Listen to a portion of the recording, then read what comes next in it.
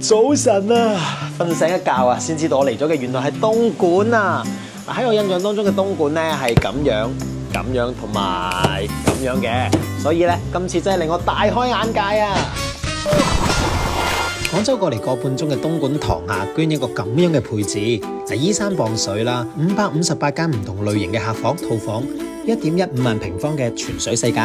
露天嘅泳池貫穿客房同埋峽谷。呢一個概念咧可能唔好明白，你可以基本認為一個好似威尼斯咁嘅泳道，成個包圍住酒店，真係去到邊啊都可以感受到夏天玩水嘅快樂啊！兒童水上歡樂堡啦，精靈水上歡樂天地，泡泡大作戰就不在話下。呢一度啊仲捲出天際，有38個特色嘅泡池，玩到攰啊，嚟浸花轉，你咪話都唔舒服。仲有啊，呢一度嘅魚療池都唔使錢啊，係咪真係好鬼捲呢？仲有一個戶外嘅大草坪，過嚟露營放下風箏，整翻個圍爐煮茶都係唔錯嘅。仲有一個超大嘅玩轉星球親子樂園，